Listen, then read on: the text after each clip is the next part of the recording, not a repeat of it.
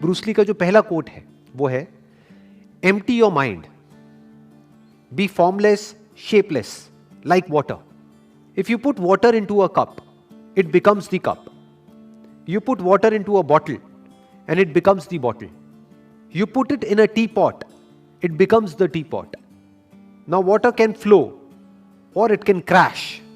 B water my friend. हम जब भी कुछ भी करने जाते हैं तो पहले से ही जो हम करने वाले हैं उससे रिलेटेड हमारे माइंड में बहुत कुछ भरा होता है. फॉर एग्जाम्पल, अगर ब्रूस ली के ही स्टैंड पॉइंट से समझा जाए कि किस कॉन्टेक्स्ट से बोल रहे हैं, तो आपका जो ओपोनेंट है, वो जो सामने वाला है, उसके बारे में आपके माइंड में पहले से कुछ भी नहीं होना चाहिए. पहले से प्री कंसीव नोशंस नहीं होने चाहिए, क्योंकि हो सकता है पहले से जो आप सोच करके जा रहे हो वो बंदा अपना स्टाइल ही चेंज कर दे. वो पिछले कई सालों से मान लो एक तरीके से लड़ रहा था, तो उसी के बेस पर तो आप अपने माइंड में ये बिठा सकते हो कि मेरी क्या स्ट्रैटेजी होनी चाहिए इससे लड़ने के लिए. अब हो सकता है वो एक नई स्ट्रैटेजी बना करके आपके पास आ रहा है और आपको पता ही नहीं है. तो अगर आप पहले से ही अपने माइंड में ये बिठा करके जाओगे उससे लड़ने के लिए कि मुझे इस तरह से इससे लड़ना है, या फिर ये करेगा फिर मुझे ये करना है, तो आप हार जाओगे. तो वो क्या कह रहे हैं, एम्प्टी योर माइंड. मतलब जो भी वो करने वाला है उसके लिए तैयार रहो. Never have pre conceive notions in your mind about life. अगर वहां पे देखा जाए ब्रूस ली के कॉन्टेक्स्ट में, तो ओपोनेंट है सामने कोई. अगर हम अपने आप से रिलेट करें तो हमारी लाइफ में क्या होता है, इस ओपोनेंट को हम क्या बोल सकते हैं. लाइफ में जो प्रॉब्लम्स आ रही हैं, जो चैलेंजेस आ रहे हैं, जो भी मुश्किलें आ रही हैं, तो उनको अपने पास्ट के नजरिए से मत देखो, नहीं तो आप फंस जाओगे. क्योंकि हो सकता है अब जो चैलेंज आया आपको आज, वो नया चैलेंज है. और हो सकता है क्या, हमेशा लाइफ नए चैलेंजेस आपके सामने लेकर के आती है. जो आज से पहले कभी नहीं हुआ है, ऐसी ऐसी चीजें हो जाती हैं. जो हमने सोचा भी नहीं होता है, ऐसी ऐसी चीजें हो जाती हैं. तो अगर उन प्रॉब्लम्स के हमको सॉल्यूशंस निकालने हैं, तो हमारा माइंड पूरी तरह से खाली होना चाहिए उस प्रॉब्लम से रिलेटेड जो भी कुछ हमारे माइंड में पहले से भरा पड़ा है उससे. प्रॉब्लम को कैसे देखना है, या लाइफ में जो भी आप आज जिस भी सिचुएशन में हो और फंसे हुए हो. बहुत बार लाइफ में ऐसा होता है कि हम फंस जाते हैं, बट प्रॉब्लम क्या होती है, हम सॉल्यूशन निकाल रहे होते हैं अपनी मेमोरी के बेस पर, और हम और फंसते चले जाते हैं. क्योंकि जो हमने पास्ट में किया उसी वजह से तो हम इस सिचुएशन में फंसे हैं. सोचो, हम अपनी थिंकिंग की वजह से ही तो फंसते हैं लाइफ में जाकर के एक ना एक पॉइंट पे. किसी बंदे की थिंकिंग ठीक नहीं थी, इस वजह से वो जो काम कर रहा है, मान लो कोई बिजनेस कर रहा है और उसमें सक्सेसफुल नहीं हो पा रहा है, बट वो अपनी उसी थिंकिंग के बेस पे उसका सॉल्यूशन निकालना चाहता है. कभी नहीं निकाल सकता, इम्पॉसिबल. पहले उसको अपनी ही उस थिंकिंग से फ्री होना होगा, क्योंकि उसकी ही थिंकिंग की वजह से उसके बिजनेस में प्रॉब्लम्स क्रिएट हो रही हैं. उसको एक नई थिंकिंग चाहिए. अब नई थिंकिंग मतलब क्या, कि कुछ भी नया सोचने लग जाओ, नहीं. जो प्रॉब्लम आ रही है उस प्रॉब्लम को एज इट इज देखना है, उस प्रॉब्लम के साथ में एक हो जाना है. जैसे पानी जिस रंग में डालते हैं उसी रंग में एक हो जाता है. पानी को जिस कप में हम डालते हैं वही फॉर्म ले लेता है. यही बात यहां पे कही जा रही है. यानी कि आप एक हो जाओ लाइफ में जो भी आपको प्रॉब्लम आ रही है उसके साथ में. तो जब आप पूरी तरह से प्रॉब्लम के साथ में जुड़ जाते हो, आपका ध्यान, आप मतलब क्या, आपका ध्यान प्रॉब्लम के साथ में पूरी तरह से एक हो जाता है, तब उसी प्रॉब्लम में आपको सॉल्यूशन नजर आ जाता है. पानी की क्या खास बात होती है कि सामने जो भी सिचुएशन होती है उसके हिसाब से एक्ट करता है. अगर रास्ता नहीं है तो रास्ता बना लेता है. रास्ता छोटा है तो पानी छोटे से छोटा हो जाता है. अगर मान लो रुकावट बड़ी है तो पानी फुल फोर्स के साथ आता है और किसी भी तरीके से उसको तोड़ता हुआ आगे निकल जाता है. तो पानी is softer then the softest and harder than the hardest, and not और. ज्यादातर लाइफ में या तो चीजें हार्ड होती है या सॉफ्ट होती है. पानी की क्वालिटी क्या है, it is lighter than the lightest, softer then the softest and harder than the hardest.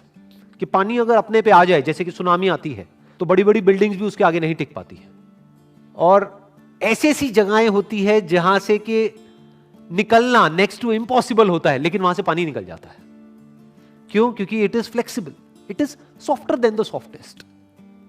उसकी पहले से कोई फॉर्म नहीं है, पहले से कोई शेप नहीं है, तो इसलिए वो कोई भी फॉर्म ले सकता है, कोई भी शेप ले सकता है. जिसकी पहले से ही कोई फॉर्म है तो उसकी फॉर्म टूट जाएगी अगर उसको कोई नई फॉर्म लेनी है तो. अगर मैं इसका एक प्रैक्टिकल एग्जांपल दूं, दो रिलीजन्स हैं और उन दो रिलीजन्स की दो अलग अलग बुक्स हैं, और दोनों में कुछ बातें सही हैं, कुछ बातें गलत हैं। अगर आपको दूसरे की बुक में से जो बातें सही हैं उसको सीखना है, उसको समझना है, तो पहले आपको न्यूट्रल होना पड़ेगा, पानी के जैसा होना पड़ेगा।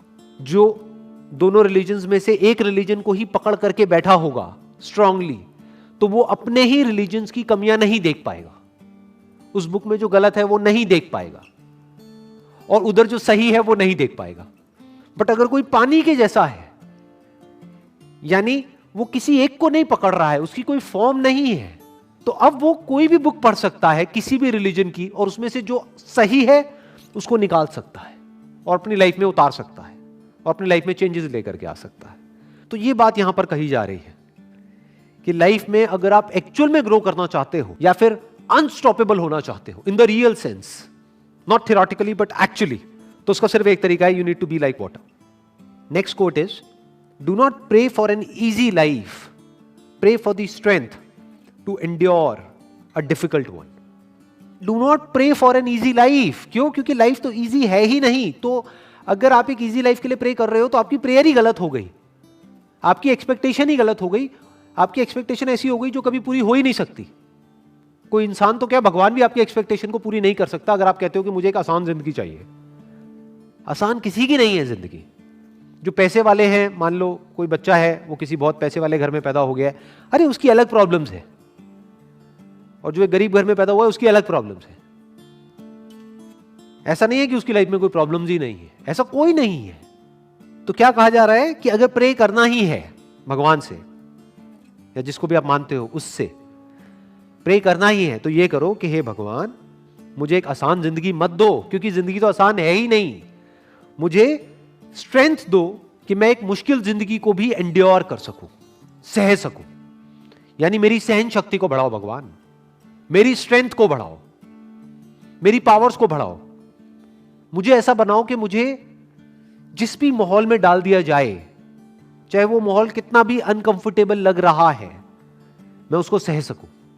फॉर एग्जाम्पल, अगर आपको एक अच्छी बॉडी चाहिए तो उसके लिए दर्द सहना पड़ेगा, तो भगवान से प्रे करना ही है। तो भगवान से ये मत प्रे करो कि हे भगवान मेरे को एक अच्छी बॉडी दे दो। भगवान से प्रे क्या करना है कि हे भगवान मुझे शक्ति दो कि मैं उस दर्द को सह सकूं जो दर्द मुझे होने वाला है जब मैं अपनी बॉडी को बनाऊंगा तब। लाइफ में जो मुश्किलें हैं उससे लड़ने की ताकत एकदम से नहीं आती है। तो अगर आपको एक आसान जिंदगी मिल गई तो हो सकता है आपको यह भी लगे कि मेरे साथ में अच्छा हो रहा है, लेकिन एक्चुअल में आपके साथ अच्छा नहीं हो रहा है, बुरा हो रहा है।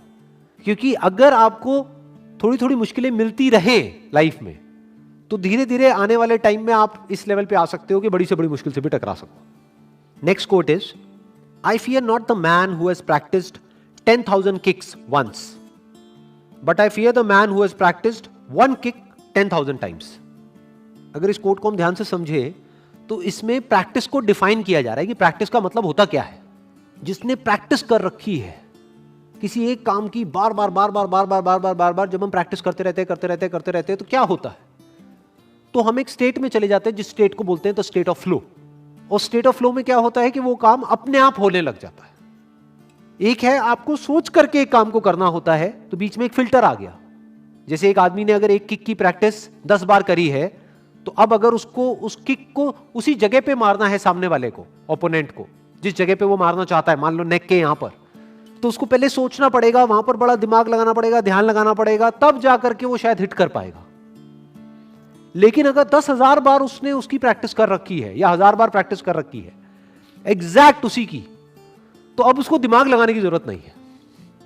या ये कह लो, ये जो दिमाग लगाने का काम है ये इतनी तेजी से हो जाएगा कि पता भी नहीं लगेगा, ऐसा लगेगा कि दिमाग लगा ही नहीं है, वो गैप बीच में से हट गया।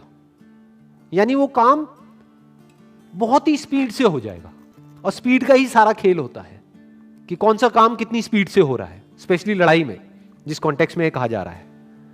फ्रैक्शन ऑफ सेकंड्स का डिफरेंस होता है कि जिस आदमी ने 10 बार प्रैक्टिस करी है, मान लो उसको वो किक सही जगह तक पहुंचाने में 1 सेकंड लगेगा, और जो दूसरा आदमी है उसको आधा सेकंड लगेगा।